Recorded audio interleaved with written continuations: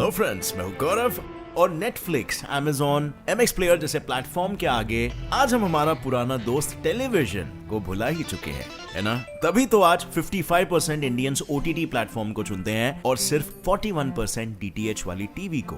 लेकिन टीवी के कांच पर चढ़ती हुई धूल को पोंछकर लोगों के घरों में महाभारत, रामायण जैसे शोज की गूंज को फैलाकर दूरदर्शन ने एक बार फिर से टीवी की दुनिया को बचाया, जिसके चलते 2019 के मुकाबले दूरदर्शन की अपनी व्यूअरशिप 68% से बढ़ गई। जी हाँ, मैं उसी दूरदर्शन की बात कर रहा हूँ जिसने सबसे पहले लोगों के घरों में टीवी को पहुंचाया था और जिस टीवी से दूरदर्शन लोगों के दिलों तक पहुंच पाया। पर 2020 में अचानक लोगों के घरों में एंट्री मारने वाला दूरदर्शन अब तक कहां था और आखिर आते ही इसकी रेटिंग 68% से कैसे बढ़ गई? Well, kind of interesting, right? इन्हीं सारे सवालों के जवाब आज मैं दूंगा आपको in our today's video titled rise and fall of Doordarshan. So guys, let's start with the beginning of Doordarshan. आज हमारे इंडिया में टीवी चैनल्स की कमी नहीं है, क्योंकि जून 2021 में इंडिया के पास 915 जितने प्राइवेट चैनल्स थे। पर ऐसे बीच सफर में नहीं, दूरदर्शन की जर्नी को समझने के लिए शुरुआत से उसकी कहानी को शुरू करते हैं। तो टेलीविजन इंडिया 15 सितंबर 1959 को दिल्ली में एज एन एक्सपेरिमेंटल ब्रॉडकास्ट शुरू किया गया था। नाना, चौंकने की जरूरत नहीं है, मैं अभी भी दूरदर्शन की ही कहानी सुना रहा हूँ। बात यह है ना कि शुरुआत में दूरदर्शन का नाम टेलीविजन इंडिया था, जिसे 1975 में एक देसी तड़का देने के लिए उसका नाम दूरदर्शन रख दिया गया। हालांकि दुनिया का सबसे पहला ट्रांसमिशन 1928 में ही हो गया था, पर इसे इंडिया में आने के लिए थोड़ा सा टाइम लग गया। खैर, देर आए पर दुरुस्त आए, है ना? तो 1959 में एक एक्सपेरिमेंट के तौर पर इंडिया की गवर्नमेंट के शुरू हुए इस चैनल को एक बड़ी उड़ान और पहचान तब मिली जब सन 1965 में दूरदर्शन ने ऑल इंडिया रेडियो से इंडिया के गली मोहल्ले में रखे टेलीविजन सेट्स तक 5 minute news bulletin as regular daily transmission शुरू किया। इसके बाद 1972 में कृषि दर्शन जैसा शो शुरू हुआ, जो आज भी इंडिया के लॉन्गेस्ट रनिंग प्रोग्रामों की गिनती में शामिल है। और 1972 का साल ही वो साल था जब दिल्ली से ये टेलीविजन सर्विस बॉम्बे और फिर अमृतसर पहुंची। और हैरान करने वाली बात तो यह है कि 1975 तक इंडिया के सिर्फ 7 सिटीज में टेलीविजन सर्विस थी और दूरदर्शन हमारे देश का इकलौता टेलीविजन प्रोवाइडर था। जिसके बाद 1 अप्रैल 1976 को दूरदर्शन और ऑल इंडिया रेडियो को अलग करके दोनों का मैनेजमेंट अलग अलग डायरेक्टर जनरल्स को सौंप दिया गया। और फाइनली सन 1982 में दूरदर्शन इंडिया का नेशनल ब्रॉडकास्टर बन गया। अब हम बात करते हैं कि दूरदर्शन ने उड़ान भरनी कब शुरू की। भाई लोग, दूरदर्शन के शुरुआत के बारे में तो आपने जान लिया, पर कैसे दूरदर्शन पर उसके मोस्ट पॉपुलर और हमारे फेवरेट शो शक्तिमान, महाभारत और रामायण की एंट्री हुई? क्योंकि दूरदर्शन तो एक गवर्नमेंट कंट्रोल चैनल था और उस पर सिर्फ न्यूज और कृषि दर्शन जैसे एजुकेशनल और इंफॉर्मेटिव शोज ही आते थे, है ना? तो दूरदर्शन के नेशनल ब्रॉडकास्टिंग चैनल बनने के बाद इस पर independence day speech by prime minister Indira Gandhi दिखाने के साथ ही 1982 के एशियन गेम्स भी दिखाए गए। लेकिन दूरदर्शन यहीं पर नहीं रुका। दूरदर्शन ने धीरे धीरे अपने चैनल्स की गिनती को बढ़ाना शुरू कर दिया। जैसे 9 अगस्त 1984 में उसने अपना सेकंड चैनल लॉन्च किया, जिसका नाम था DD2, और अपने पुराने चैनल का नाम DD1 रख दिया। यही वो साल भी था जब DD1 ने अपना सबसे पहला स्पॉन्सर्ड टीवी सीरियल यानी हम लोग टीवी पर एयर करना शुरू किया, जो 7 जुलाई 1984 को पहली बार एयर हुआ था। इसी शो की सक्सेस को देखकर टीवी प्रोड्यूसर्स और फिल्म मेकर्स ने डीडी पर ऐसे ही शोज की लाइन लगा दी, जिससे डीडी को भारत एक खोज, महाभारत, रामायण, मिर्जा गालिब, विक्रम और बेताल, तेनाली रामन, फौजी, सर्कस, दादा दादी की कहानियां जैसे शोज मिल पाए। और इन शोज में से रामायण ना सिर्फ DD1 का most expensive Indian TV drama बना, पर वो 80s के दौर का हाईएस्ट रेटिंग ड्रामा भी था, जिसे एक ही टीवी के सामने बैठकर पूरा गांव और मोहल्ला देखा करता था। लेकिन क्या इसका ये मतलब था कि दूरदर्शन का कोई कंपटीशन नहीं था? वेल, कंपटीशन का एज 1992 से 2010 तक। अब तक अकेले इंडिया के टेलीविजन पर राज करने वाले दूरदर्शन के आगे का रास्ता जरा मुश्किल होने वाला था, क्योंकि 1991 के लिबरलाइजेशन पॉलिसी के बाद 1992 में प्राइवेट चैनल्स ने इंडिया में एंट्री मारी।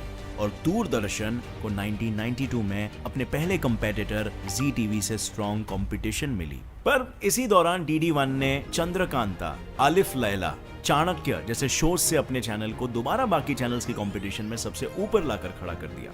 किंतु कुछ ही समय में डीडी के कदम फिर लड़खड़ाने लगे, यानी 1995 में जब DD metro, Zee TV, home TV, star plus और सोनी टीवी जैसे चैनल्स अपने प्राइम टाइम स्लॉट्स पर फोकस कर रहे थे, तब DD1 टीवी पर इकलौता न्यूज प्रोवाइड करने वाला चैनल होने की वजह से धीरे धीरे पीछे चलते चला गया। पर DD1 की डूबती नैया को शक्तिमान शो ने 1997 में सहारा देकर बचा लिया।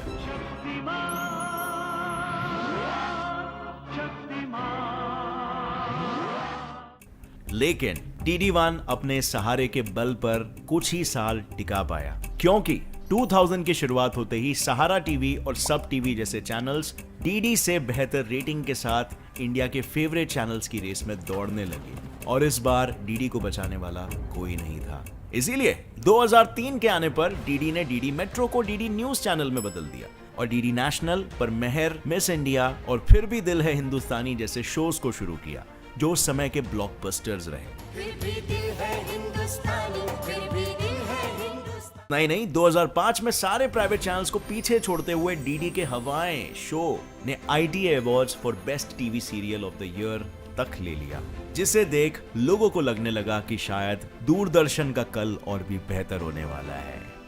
Now let's move on to the fall of Doordarshan 2010 to 2020।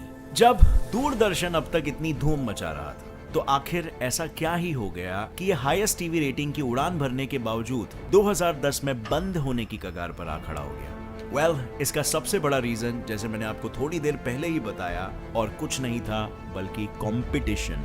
क्योंकि डीडी बाकी प्राइवेट चैनल्स के साथ हाईएस्ट रेटिंग की लड़ाई में एक एक करके हारते जा रहा था। जैसे पहले डीडी ने अपने आफ्टरनून के स्लॉट्स खोए, और फिर टीवी इंडस्ट्री के जाने माने नामों के सीरियल्स, जैसे 2012 में डीडी के पास एकता कपूर के पवित्र बंधन और संजय लीला भंसाली के सरस्वती चंद्र जैसे कुछ ही सीरियल्स बचे थे। पर डीडी ने अब भी हार नहीं मानी। वो जानता था कि 1960s से लोगों के दिलों में उसने जो जगह बनाई हुई है, उसे इतनी आसानी से मिटा पाना आसान नहीं है। इसीलिए तो 2013 में डीडी ने दिन में 4 से 7 बजे तक चलने वाले रीजनल टेलीकास्ट को रोकने के साथ रात को एयर होने वाले न्यूज टेलीकास्ट को भी रोक दिया, जिससे हुआ ये कि डीडी को एक्स्ट्रा प्राइम टाइम मिला। और अपने इस प्राइम टाइम का सही इस्तेमाल करने के लिए डीडी ने कई नए प्रोग्राम्स को अपने चैनल पर जगह दी, जिनमें गोरा, भारत की शान, संजीव कपूर शेफ की रसोई एटसेट्रा का नाम शामिल था।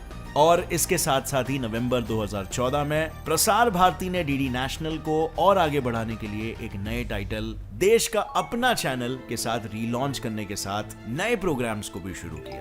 अब हालांकि इन शोज ने पहले से बेहतर तरीकों से ऑडियंस को एंगेज किया, लेकिन 2016 में इनकी टीआरपी आसमान की ऊंचाइयों को छूने के बजाय नीचे गिर रही थी, और इस सब के चलते चैनल को अपने 7 PM to 11 PM के स्लॉट तक बेचने की नौबत आ गई।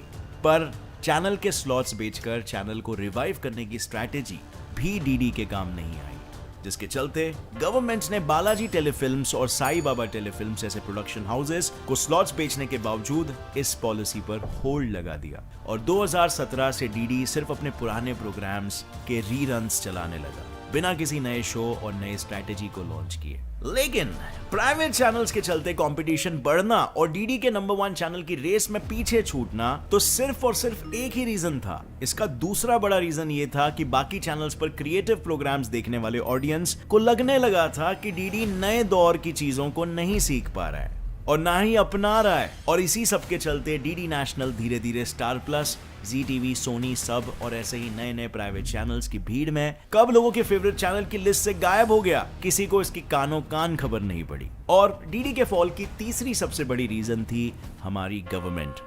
जी हाँ, जिस गवर्नमेंट की वजह से ये चैनल शुरू हुआ था, वही गवर्नमेंट डीडी के बर्बादी की वजह भी बनी, और इसकी शुरुआत सन 1975 की इमरजेंसी से हुई।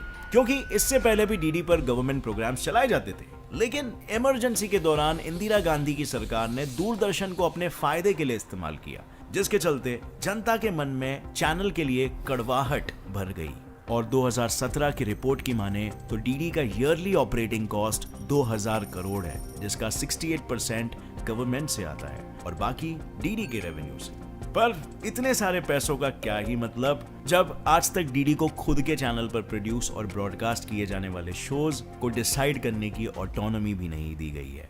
और ऐसा नहीं कि लोगों ने डीडी को रिवाइव करने की कोशिश नहीं की। 2014 में डॉक्टर सैम पिट्रोडा और उनकी कमेटी ने प्रसार भारती को बेहतर बनाने के लिए 26 रिकमेंडेशंस की रिपोर्ट सबमिट की, जो डीडी और एआईआर को एडमिनिस्ट्रेट करती है। और इस रिपोर्ट में उन्होंने प्रसार भारती को एक पब्लिक ब्रॉडकास्टर बनाने की बात सामने रखी, साथ ही चैनल पर दिखाए जाने वाले पुअर क्वालिटी कंटेंट को इंप्रूव कराने की भी रिकमेंडेशंस भी दिए, क्योंकि प्रसार भारती हर साल कंटेंट पर सिर्फ और सिर्फ 15% ही खर्च करती थी और इसीलिए डॉक्टर सैम पित्रोडा ने इसे बढ़ाकर 50% करने की सलाह दी। लेकिन इतने साल बीतने के बाद भी ना ही चैनल की क्वालिटी में सुधार आई और ना गवर्नमेंट कंट्रोल में, और इसीलिए डीडी के घटते हुए व्यूअर्स के नंबर में कोई भी सुधार नजर नहीं आया। पर पिछले कुछ सालों में हालातें जैसी भी हो, लॉकडाउन ने डीडी की बुझती हुई चिंगारी को फिर से एक रोशनी की किरण में बदल दिया है। तभी तो लॉकडाउन के दौरान रामायण और महाभारत जैसे शोज के रीरन्स को चलाने के बाद डीडी की व्यूअरशिप 68% से बढ़ गई और बीएआरसी के chief executive officer Sunil Lulla ने खुद ये कहा कि इन शोज की वजह से व्यूअर्स का रिकॉर्ड ब्रेकिंग रहा है, क्योंकि इनके व्यूज 2019 के 10.8 बिलियन से बढ़कर 2020 में 18.1 बिलियन यानी ऑलमोस्ट डबल हो गए। लेकिन डीडी का फिर से सबसे ऊंचे शिखर पर पहुंचकर अपने नाम का झंडा लहराने का सफर अभी भी बहुत लंबा है, क्योंकि पिछले कई सालों से चले आ रहे कमर्शियल रेवेन्यू में भी कमी आ रही है और सिर्फ पिछले 3 सालों में डीडी ने 42.6% लॉस झेला है। पर इस बार शायद डीडी ने यह सफर पूरा करने की ठान ली है। तभी तो director general of Doordarshan Supriya Sahu के मुताबिक प्रसार भारती की सीईओ और दूरदर्शन के हेड्स साथ में काम कर रहे हैं ताकि वो दूरदर्शन को एक ऑनलाइन प्लेटफॉर्म की तरह इवॉल्व कर सके, यानी थोड़ी क्रिएटिव और उसमें थोड़ा इनोवेशन ऐड करके ये चैनल फिर से मेन स्ट्रीम में आ सकता है। पर फ्रेंड्स, आपको क्या लगता है, क्या ऐसा फ्यूचर में पॉसिबल हो पाएगा? क्या दूरदर्शन एक गवर्नमेंट कंपनी होने के बावजूद प्राइवेट कंपनीज के कंपटीशन को झेल पाएगी? Because as you know, government sectors और कंपनीज थोड़े से चिलैक्स्ड होते हैं और प्राइवेट में परफॉर्मेंस हमेशा हाई होता है। इसी वजह से तो सरकार कॉन्शियसली काफी सारे सरकारी प्रोजेक्ट्स प्राइवेट कंपनीज को दे रही है, क्योंकि वो बेहतर ऑपरेट कर सकते हैं। सो इस फैक्ट को जानने के बाद क्या आपको लगता है कि दूरदर्शन आगे सक्सेसफुली इवॉल्व हो पाएगा? आपकी जो भी राय नीचे कमेंट सेक्शन में ठोकना, और अगर इस वीडियो से आपको कुछ भी नया सीखने मिला तो एक लाइक जरूर ठोकना। Gets it fly fact channel को भी सब्सक्राइब कर लो और बेल नोटिफिकेशन दबाओ कि ऐसे ही नॉलेजेबल, इंटरेस्टिंग और इन्फॉर्मेटिव वीडियोस आप आगे भी देखते रहोगे और अपने ज्ञान को सदा बढ़ाते रहोगे। As always, friends, stay curious, keep learning and keep growing. Jai Hind!